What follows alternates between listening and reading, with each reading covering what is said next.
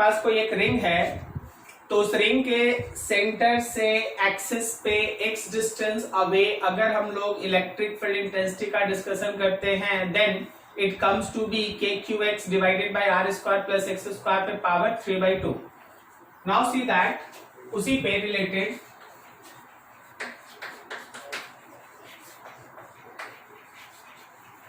some important points।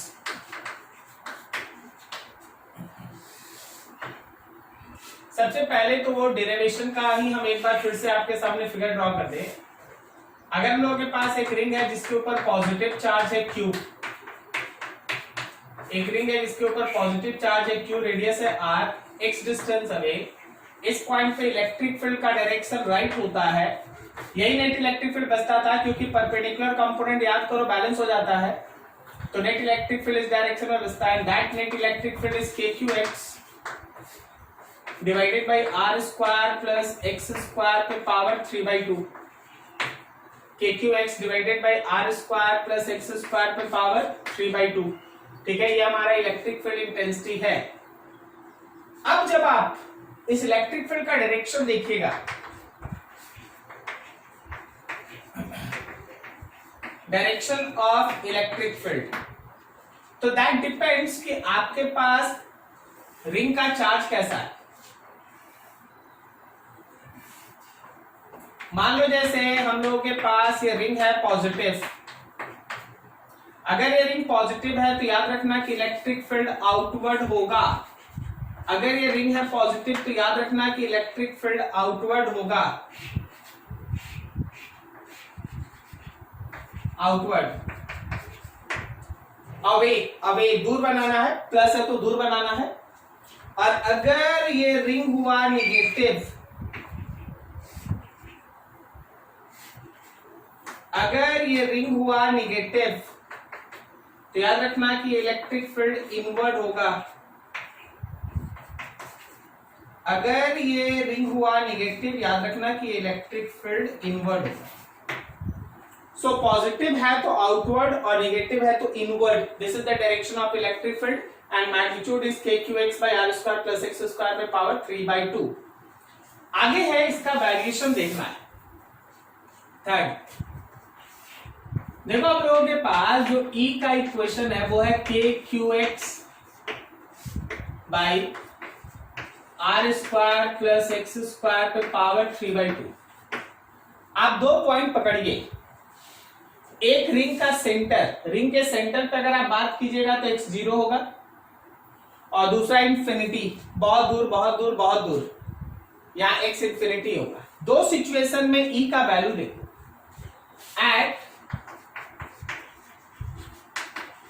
Centre of ring, आप ring के centre पे चले जाए तो आप गौर करेंगे कि x का वैल्यू अगर हम लोग 0 पुट करते हैं तो E में अगर x 0 पुट करने से तो क्या मेरे E का वैल्यू 0 आया। मतलब ये है कि रिंग के सेंटर पे अगर बात किया जाए तो electric field intensity is 0, electric field intensity is 0। Similarly at infinite distance,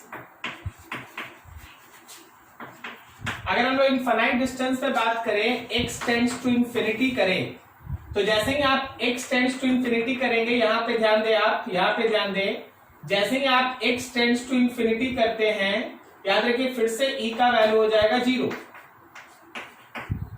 so important thing is, so x equals to 0 to x tends to infinity, 0 से लेके इंफिनिटी तक, 0 पे भी इलेक्ट्रिक फील्ड 0 था और इनफाइनाइट डिस्टेंस पे भी इलेक्ट्रिक फील्ड 0 है। इसका मतलब यह है कि बीच में कहीं वो बढ़ा होगा, मैक्सिमम हुआ होगा और फिर घट के 0 हुआ होगा। शुरुआत में भी 0 है और फाइनल भी 0 है, तो इसका मतलब है कि बीच में वो पर्टिकुलर फिजिकल क्वांटिटी पहले इंक्रीज करेगा, becomes maximum at some point and then decreases to 0 again. 0 to 0 पहले बढ़ेगा, एक जगह पे मैक्सिमम होगा, फिर घट के 0 हो जाएगा। So we can say that कि electric field first increases becomes maximum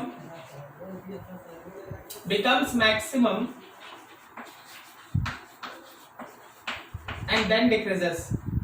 electric field first increases, पहले इंक्रीज करेगा, becomes maximum and then decreases, पहले बढ़ेगा, मैक्सिमम होगा, उसके बाद घटेगा, पहले बढ़ेगा, मैक्सिमम होगा, उसके बाद घटेगा टू जीरो। इस पूरे चीज को अगर आप ग्राफिकली रिप्रेजेंट करते हैं, ग्राफ मान लो इधर E है और इधर X है, तो देखो जी x इक्वल्स टू जीरो पे E जीरो, फिर बढ़ेगा, मैक्सिमम होगा, फिर इंफिनिटी पे जाके फिर से जीरो। क्या आपको याद है लास्ट आप एक ऐसा ही ग्राफ फोर्स में पढ़े थे? Yes sir. ठीक है ना? Yes sir.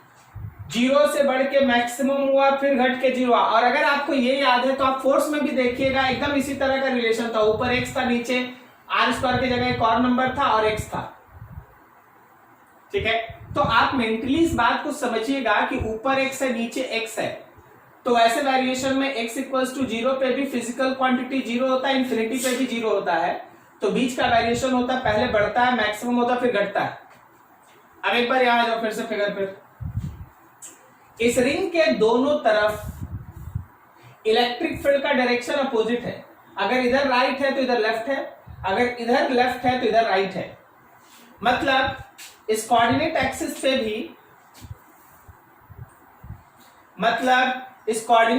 पे भी, राइट के इलेक्ट्रिक फील्ड को अगर हम प्लस दिखा दिए तो लेफ्ट का इलेक्ट्रिक फील्ड हमको माइनस दिखाना होगा, something like this.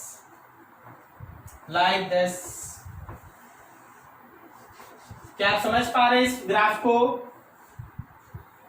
Yes sir. ठीक है, अब जरा गौर करना, यहां भी आपके पास एक ऐसा पॉइंट है जहां आपका E वैल्यू हो जाता है मैक्सिमम, और एकदम जो आप फोर्स में डिस्कस कर रखे थे उसी कॉन्सेप्ट को यूज करते हैं for finding position where E equals to maximum. हम चाहते हैं वो पोजीशन निकालना जहां E का वैल्यू मैक्सिमम हो।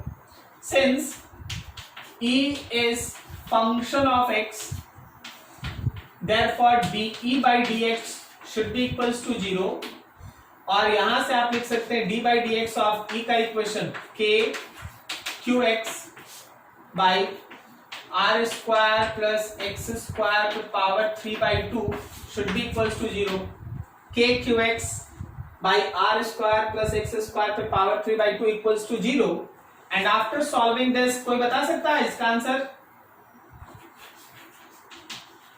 अरे देखो लास्ट टाइम हम लोग बनाए थे, कोई वहीं से सोच के बता दो। You get that x is plus minus r by root 2।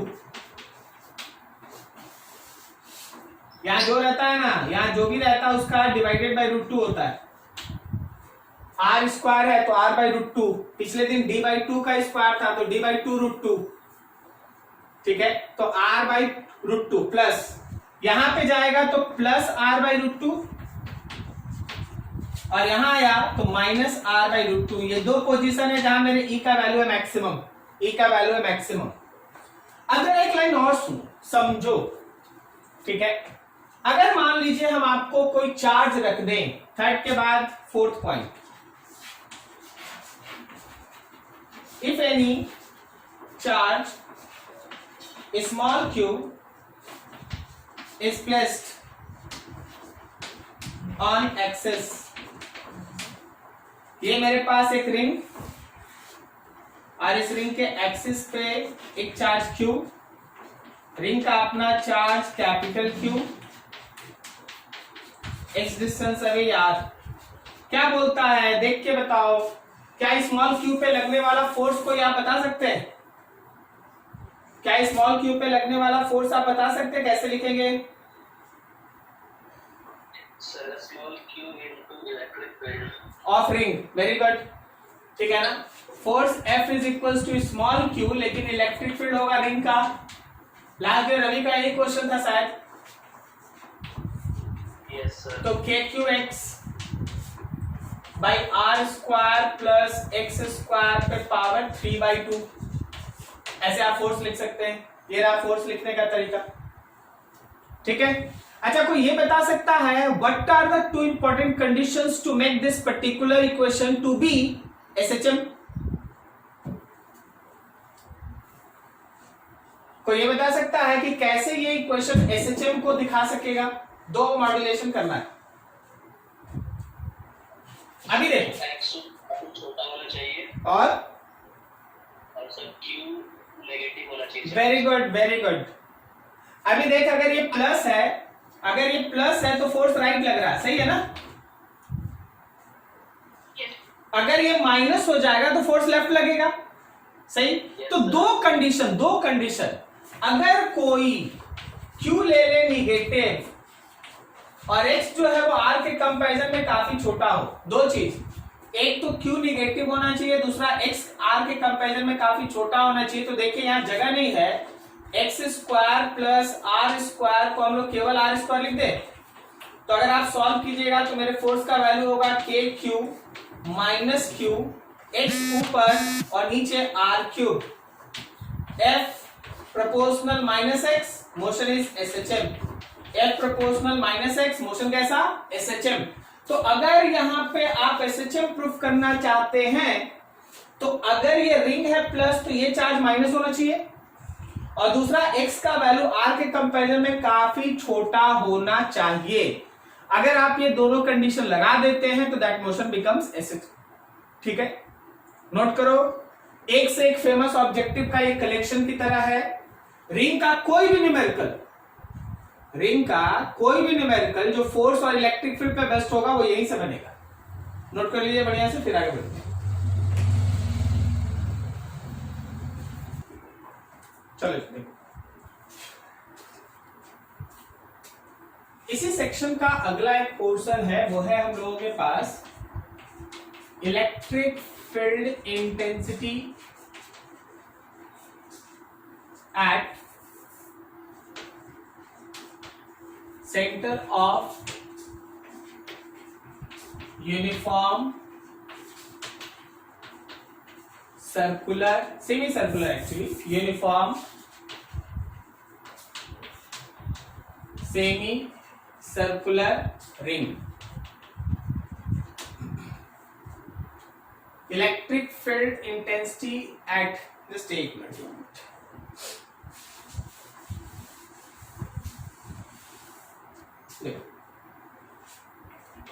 Electric field intensity at center of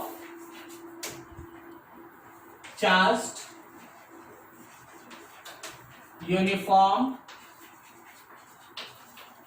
semi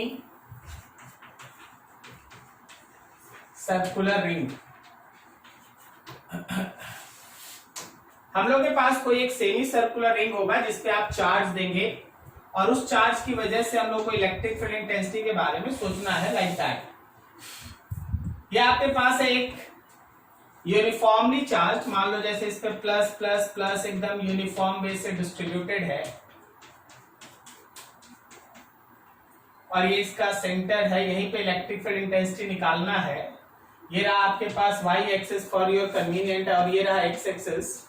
हमारे पास ये एक रिंग है, ये हम लोगों के पास सेमी सर्कुलर रिंग,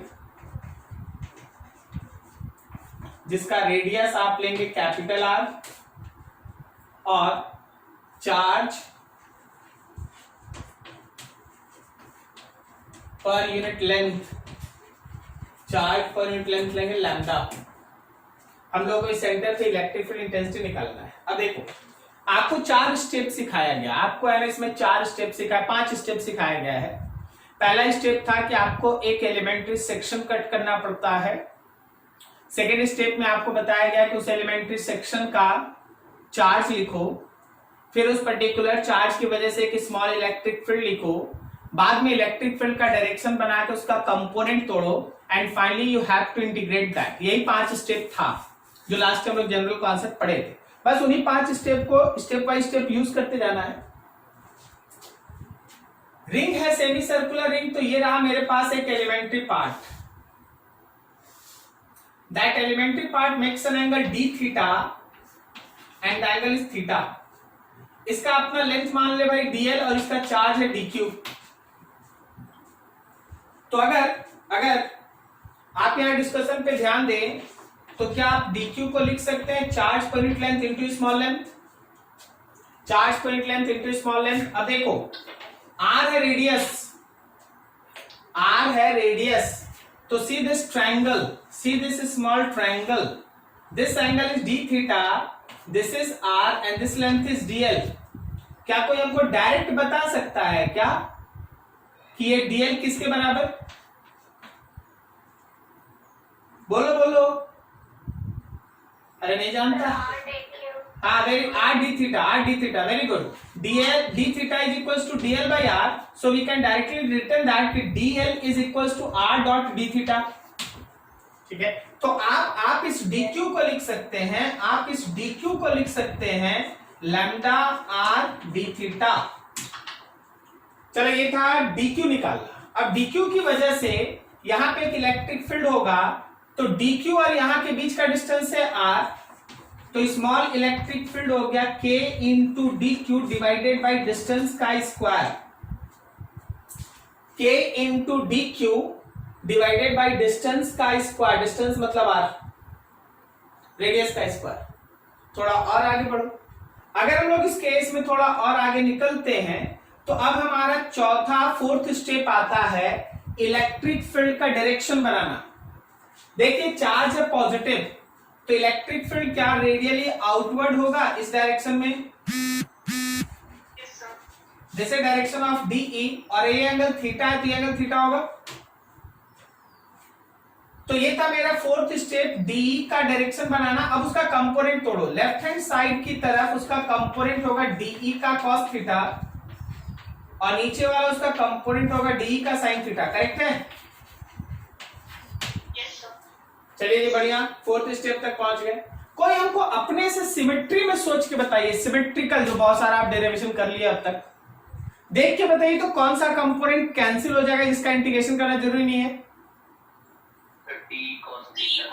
हाँ वेरी गुड, एकदम सही। एकदम सिमेट्री में इधर भी अगर आप वैसा ही कोई एक सेक्शन कट करते हैं तो इसका जो डीई बनेगा, इसका जो डीई बनेगा वो डीई का राइट वाला component d E cos theta left वाले डी कॉस थीटा को बैलेंस कर देगा। मतलब इस पॉइंट पे नेट इलेक्ट्रिक फील्ड केवल नीचे आना है, इस पॉइंट पे नेट इलेक्ट्रिक फील्ड केवल नीचे आना है। So you have to proceed in that way. ठीक है, due to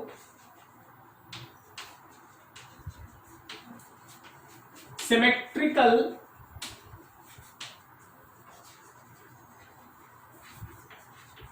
charge distribution, due to symmetrical charge distribution, dE cos theta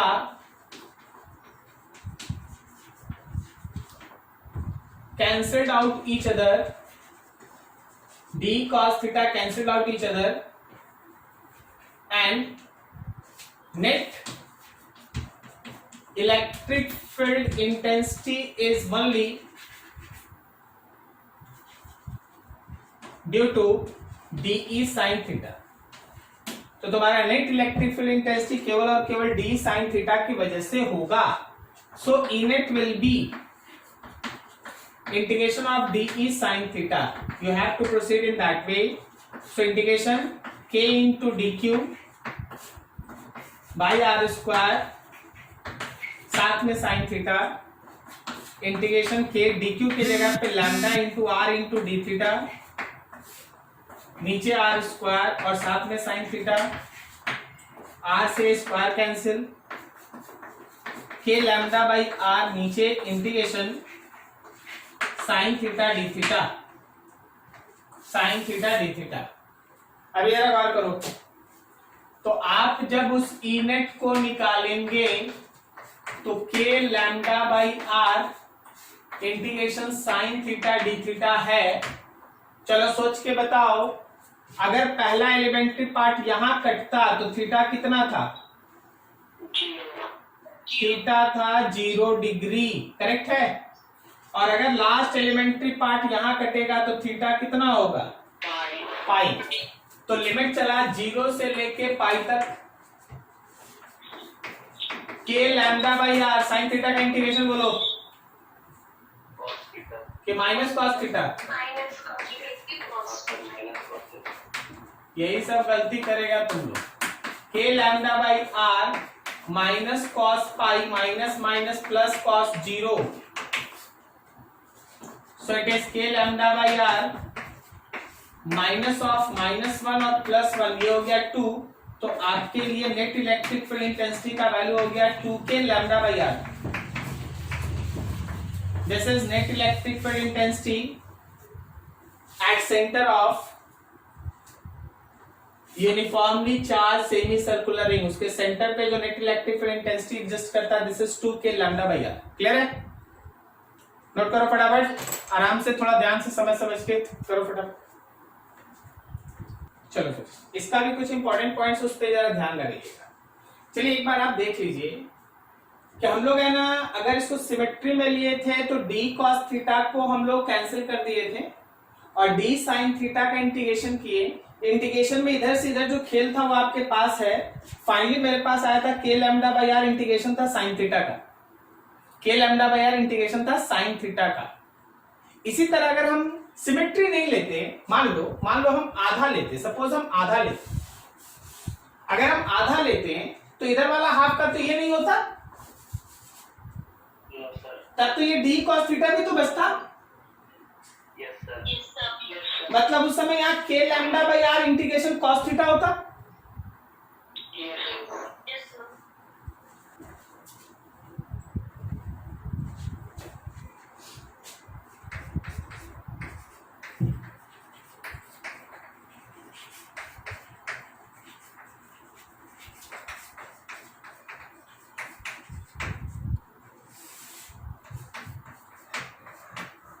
सब इंपॉर्टेंट पॉइंट्स।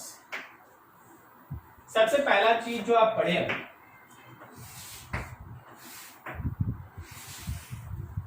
आप अभी ये पढ़े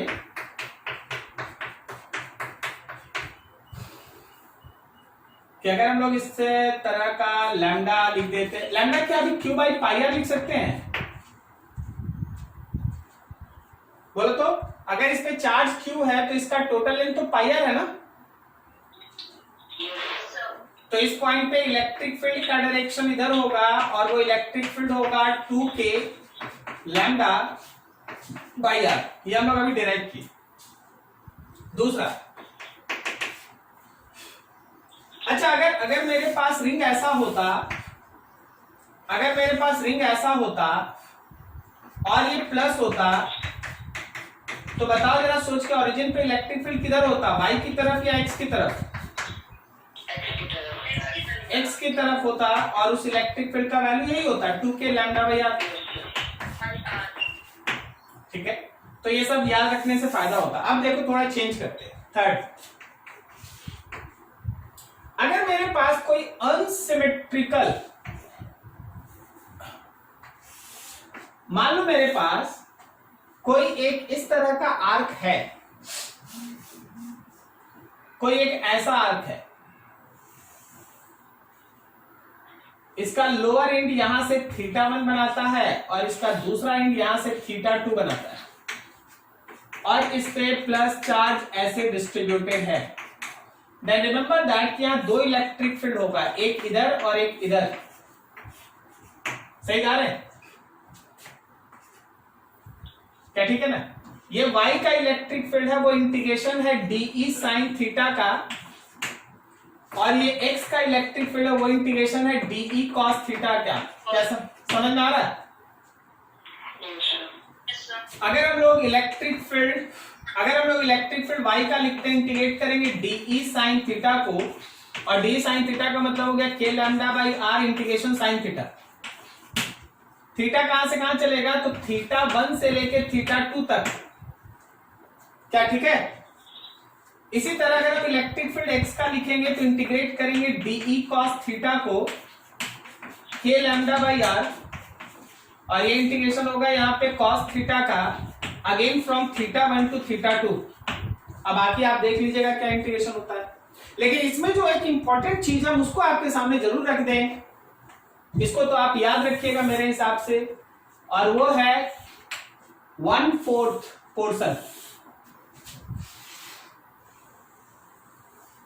मान लो ये 1/4 पोर्शन है, plus plus plus plus plus plus plus. तो यहां पे इलेक्ट्रिक फील्ड का दो कंपोनेंट, एक नीचे की तरफ और एक लेफ्ट की तरफ,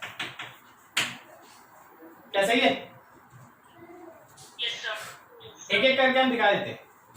आप अगर y निकालते हैं आपके lambda by r integration sine theta 0 से 90 डिग्री, क्या लिमिट सही है 0 से 90? ठीक है, साइन थीटा का इंटीग्रेशन बोलो। माइनस कॉस थीटा 0 से 90। देखिए मेरे पास जगह नहीं, हमको एक और चीज भी लिखना है। कॉस 90 0 होगा और कॉस 0 1 होगा, मतलब यहाँ 1 बचेगा ना। तो इसका मतलब ये है कि इलेक्ट्रिक फील्ड जो y में आया है वो k लैम्डा बाई आर है। इसी तरह आप निकाल लेना इलेक्ट्रिक फील्ड जो x में आएगा वो इंटीग्रेशन होगा k lambda by r integration cos theta का 0 से लेके 90, और इसको भी अगर आप सॉल्व कीजिएगा ना तो ये भी इतना ही आएगा k lambda by r, k lambda by r. तो चाहे हम लोग x में बात करें या y में, दोनों इलेक्ट्रिक फील्ड इतना है, तो हम तो ये कहेंगे कि नेट इलेक्ट्रिक फील्ड तो एकदम बीच में होगा, सिमेट्री में। क्या बोलता है यहाँ? नेट इलेक्ट्रिक फील्ड तो यहाँ होगा, इन दोनों का वेक्टर सम, ये होगा ई नेट। नहीं समझा? इस समझ में आया नेट इलेक्ट्रिक फील्ड? तो आप यहाँ पे ई नेट लिखिएगा अंडर रूट x कंपोनेंट का स्क्वायर और प्लस y कंपोनेंट का स्क्वायर, और जब आप दोनों में k lambda by r put करेंगे तो क्या ये √2 times of k lambda by r आएगा? देखो देखो और फिर से समझो, सेमी सर्कल का होता है 2k लैम्डा बाई आर, लेकिन 1/4 पोर्शन का होता है √2k लैम्डा बाई आर। क्या ठीक है? वहां तक नोट करो, इसमें और एक दो पॉइंट ऐड करेंगे, ध्यान ध्यान से समझ के। हाँ,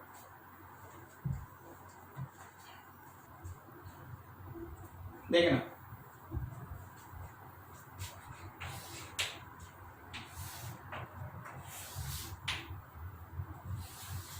मान लो तुम्हारे पास ऐसा है कि देखो भाई ये प्लस प्लस प्लस है, ठीक है, और ये minus minus minus minus minus minus है, और कोई बोल दे कि यहाँ पे नेट इलेक्ट्रिक फील्ड बताओ। तो देखो प्लस की वजह से हम लोग सीखें कि इस डायरेक्शन में होगा, वहां पे वैल्यू है, और क्या ये E due to plus √2k lambda by r है? इसी तरह माइनस की वजह से जो E होगा वो इधर होगा। क्या बोलता, सही है? अरे बोलो बोलो, सही है? क्या वो √2k लैम्डा बाई आर होगा? अब जरा गौर करना, क्या इन दोनों के बीच का एंगल 90 है? तो इसका मतलब ये है कि जो नेट फील्ड इंटेंसिटी होगा, जो नेट फील्ड इंटेंसिटी हम लोगों का बनेगा, that is somewhere in this direction. ठीक है, ई नेट होगा। अब आप यहां से चलेंगे, अगर ई नेट निकालने तो रूट अंडर जो ई का प्लस था उसका स्क्वायर और जो ई का माइनस था उसका square, so it is under √2k lambda by R का square and √2k lambda by R का स्क्वायर। यहां देखो 2 आएगा, यहां 2 आएगा, 4 आएगा, स्क्वायर रूट हटाएंगे तो 2 बचेगा। Overall it is 2k lambda by r, और डायरेक्शन होगा इधर। अगला देखना, हम ये बोल रहे हैं फिर से, इसको याद रखिएगा, ये वाला आंसर याद रखिएगा, √2k लैम्डा बाई आर बहुत काम आता है। अगला देखो, जब आप कोई कंपटीशन का ऑब्जेक्टिव ये सब सेलेक्ट करते, मान लीजिए ऐसा दे दिया, बोला देखो जी सब पे प्लस है, कोई हमको ये सोच के बता दो कि इसका नेट इलेक्ट्रिक फील्ड होगा किधर, इसका नेट इलेक्ट्रिक फील्ड होगा किधर?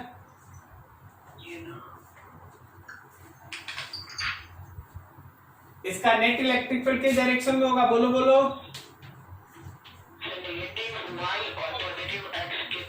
फोर्थ क्वाड्रेंट, फोर्थ क्वाड्रेंट इधर होगा। कारण इसका जो फील्ड है और उसका फील्ड ये दे कैंसिल्ड आउट ना। फर्स्ट क्वाड्रेंट और third quadrant they cancelled out each other, but the fourth quadrant electric field will left. और क्या हम डायरेक्टली आंसर लिख दें? √2k लैम्डा बाई आर होगा आंसर। ठीक है, so this is the way. अगर आप आंसर्स याद करते हैं, अगर आप एक्सप्रेशन का जो बताया हुआ फाइनल आंसर अगर आप उसको याद रखते हैं तो आप इस तरह से ऑब्जेक्टिव तुरंत आंसर देंगे। याद नहीं रहने से प्रॉब्लम होता है, क्योंकि समय पे इतना बड़ा लंबा चौड़ा डेरिवेशन नहीं होता है। ठीक है, आपको सीधा आंसर याद रखना, कॉन्सेप्ट याद रखना, बस जो आंसर रहेगा टिक करते चलो। नोट करो इसको अच्छे से, खत्म हो गया, फिर आगे बढ़ेंगे।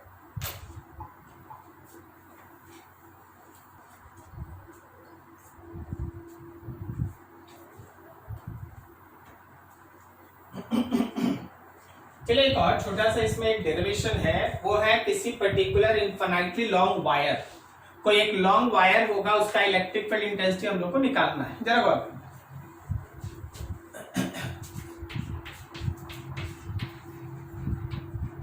Derivation for electric field intensity due to uniform charged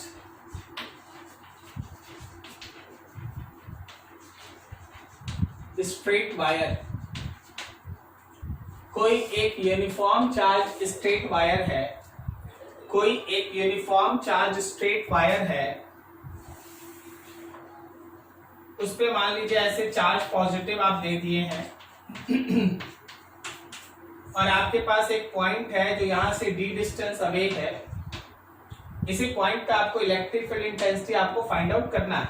ठीक है, मान लो इस पर्टिकुलर वायर का जो ऊपर वाला एंड है और जो नीचे वाला एंड है, नीचे वाला एंड एंगल बनाता है φ1 और ऊपर वाला एंड एंगल बनाता है φ2। नीचे वाला एंड एंगल बनाता है φ1 और ऊपर वाला एंड एंगल बनाता है φ2, लाइक दैट। हम लोग को D distance away field intensity के बारे में डिस्कस करना है।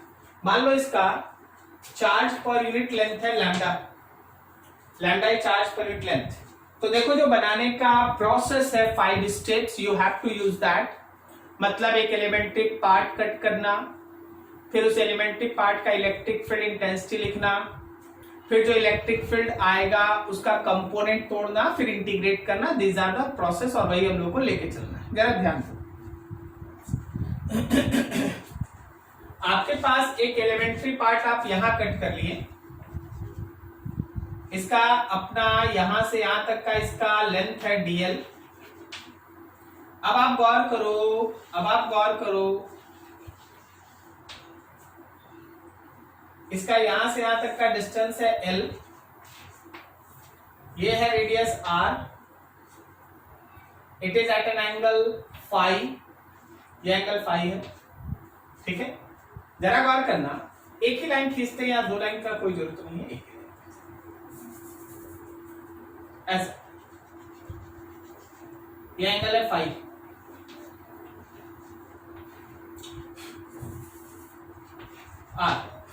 देखो सबसे पहले हम लोग उसका डी क्यू लिखते हैं, तो क्या डी क्यू डी एल लिख दे, D Q is equal to lambda D L. अब इसकी वजह से जो फील्ड इंटेंसिटी है क्या उसको लिखे k into D Q divided by distance r का square, k into D q, यहां से यहां तक का डिस्टेंस स्मॉल आर का स्क्वायर। अब आओ डायरेक्शन पे, अब आओ यहां पे डायरेक्शन पे, देखिए जी यहां पे चार्ज है प्लस, यहां पे चार्ज है प्लस, तो इलेक्ट्रिक फील्ड इसी के डायरेक्शन में रेडियली आउटवर्ड होगा डी। अब ये एंगल अगर आप फाई लेते हैं तो आपका ये एंगल फाई आया, तो डीई का राइट वाला कंपोनेंट हो गया डीई का कॉस फाई, और ऊपर वाला कंपोनेंट हो गया डीई का साइन फाई।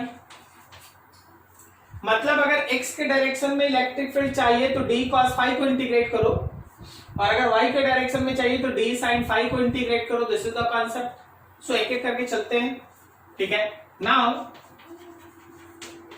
अगर हमको इलेक्ट्रिक फील्ड एक्स में चाहिए then we have to go through integration of d E cos phi.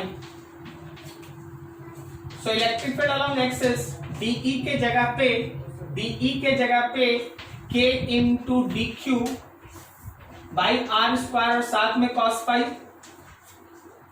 K into D q by are square साथ में कॉस फाई, ठीक है। और आगे देखो, अगर हम लोग ई एक्स लिख दें, के डी क्यू को लिखें तो lambda into D L by are square और साथ में cos phi, k lambda into D L by are square साथ में कॉस फाई, ठीक है, साथ में कॉस फाई। अभी जरा गौर करना, तुम जरा गौर करेगा ना तो तुम्हारे पास तीन वेरिएबल है, एक डीएल है, एक कॉस फाई है और एक आर है। तो तुम्हारा मेन काम क्या होता है ना कि इसमें से वो तीन वेरिएबल हटा के एक लाना। उसके लिए आप इस ट्रायंगल पे काम करेंगे। मान लीजिए ये पॉइंट है P, यहां पे है स्मॉल ए, यहां पे है B, देखते चलना। इन ट्रायंगल PAB, आप PAB ट्रायंगल में बात करें, PAB can we write that, tan phi is equals to perpendicular by base L by D। तो जहां L है वहां पे D tan phi, सही। अब देख L नहीं है DL है, तो एक बार डिफरेंशिएट कर दे, DL is equals to D tan का डिफरेंशिएशन sec स्क्वायर फाई और साथ में D फाई। समझते जाना भाई, मतलब जहां DL है हम लोग D sec square phi D phi लिख सकते हैं, D sec square phi D phi लिख सकते हैं, सही जा रहे हैं? ठीक है। अब देखो आगे, एंड जो हम लोग का आर स्क्वायर है, वो तो हम लोग L square plus D square लिख सकते हैं, L square plus D square लिख सकते हैं। तो R square is equal to, देखो जहां एल था वहां डी tan फाई का स्क्वायर और plus D square, so R square is equal to D square tan square phi और प्लस डी स्क्वायर। क्या करो, इसमें से डी स्क्वायर कॉमन ले लो, तो tan square phi plus 1, tan square phi plus 1, so R square is equal to D square sec square phi. तो देखो मेरा दो काम हुआ, एक जहां डीएल था वहां डी सेक स्क्वायर फाई लिख सकते हैं, और एक जहां आर स्क्वायर है वहां D square sec square phi लिख सकते हैं। सो इक्वेशन 1 बिकम्स,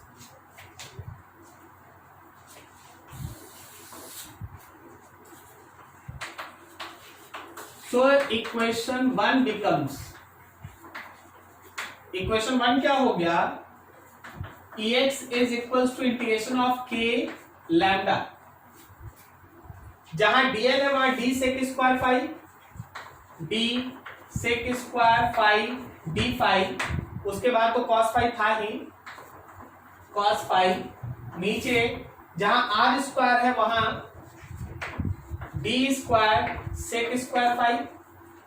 तो जरा गौर कर भाई, D square sec square phi से यहाँ पे ये कैंसिल, तो बाहर निकल गया k लैम्डा बाई डी और इंटीग्रेशन हो गया cos फाई डी फाई का, k लैम्डा बाई डी और इंटीग्रेशन हो गया cos फाई डी फाई का। अब चलो फाई का लिमिट देखो, फाई का लिमिट है फाई 1 से लेके फाई 2 तक, सही जा रहे हैं?